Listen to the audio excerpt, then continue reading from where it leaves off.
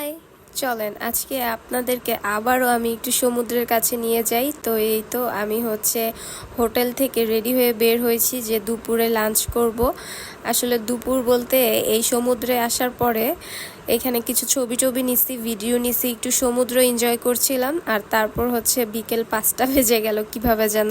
আপনি যখন ইনানি বিচের দিকে থাকবেন তখন কেউ থাকবে না, থাকবেন শুধু আপনি আর আপনার পার্টনার, আর সাথে থাকবে সমুদ্র। কারণ আমি এখনো সমুদ্রের কাছে যাই নাই, সমুদ্র আমাকে ভীষণ ভাবে টানে। যেহেতু লাঞ্চের টাইমটা লেটই হয়ে গেছে, তো সমস্যা নাই, আগে সমুদ্রটা একটু এনজয় করে নেই।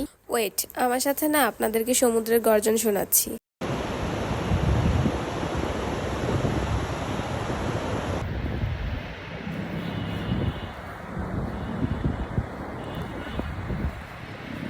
এখন হোটেলের সামনে এসেই দাঁড়ালাম, ভাবছিলাম আসলে সত্যি কথা কোথায় গিয়ে লাঞ্চ করব, কোথায় গিয়ে লাঞ্চ করা যায় ভেবে পাচ্ছিলাম না। কিছুক্ষণ ভাবলাম যে আসলে কোথায় গিয়ে লাঞ্চ করতে পারি।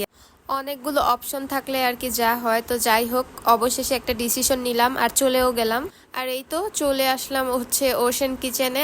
তো ওশেন কিচেনের পরিবেশটা কিন্তু বেশ সুন্দর, রাতের বেলা আরো বেশি সুন্দর থাকে। পুরো ওশেন কিচেনটা লাইটিং থাকে, দূর থেকে একদম আলোয় ঝলমল করতে থাকে। আপনাকে দূর থেকে নক দিবে আমি ওশেন কিচেন। আপনি যখন ওশেন কিচেনের ভিতরে প্রবেশ করবেন, খুব সুন্দর কিছু ফুল গাছ দেখতে পারবেন, আর সুন্দর সুন্দর ফুলও ধরে আছে, অনেক ফুল ছিল আর খুবই সুন্দর। বাচ্চাদের জন্য একটা প্লে জোনও করেছে তারা, আরো কিছু কটেজ করতেছিল। এই তো ভিডিওতে কিন্তু দেখা যাচ্ছিল যে সুন্দর সুন্দর কিছু কটেজ তারা তৈরি করছে। এই গাছগুলো দেখেন কতটা প্রাণবন্ত লাগছে, আর সুন্দর ছোট ছোট ফুল ফুটে আছে। আমি এইখানে গিয়ে বসার পরে কি যে ঠান্ডা একটা বাতাস আসতেছিল, একদম মনটা পুরো ফ্রেশ হয়ে গেছিল। আর তারা তাদের মেনু বুকটা দিয়ে গেল, বলতেছিল এটা এটা হবে, এটা হবে না। তো আমি বলতেছিলাম যে আচ্ছা ঠিক আছে, আমি দেখে আপনাদেরকে জানাচ্ছি। আমার বাংলা মেনু থেকে কিছু খেতে ইচ্ছা করতেছিল না ওই টাইমে। আমি সি ফুড দেখছিলাম যে সি ফুড থেকে কি খাওয়া যায়।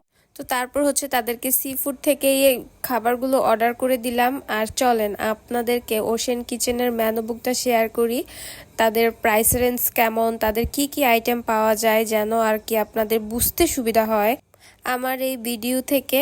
আমি কিন্তু খাবার অলরেডি অর্ডার করে দিয়েছি, আর তার ফাঁকে আপনাদেরকে এই মেনু বুকটা শেয়ার করলাম। আর যেহেতু খাবার আসতে 30 মিনিট 35 মিনিট সময় লাগবে, এর ফাঁকে আমি টাইম পাস করছিলাম, একটা ভিডিও করছিলাম মিউজিক দিয়ে। এই ভিডিওটা করতে গিয়ে হয়েছে কি, আমি না চেয়ারের সাথে পায়ে ব্যথা পাইছি। আমার উঠতে বসতে সব সময় আমি এই পায়ের মধ্যে ব্যথা পাই।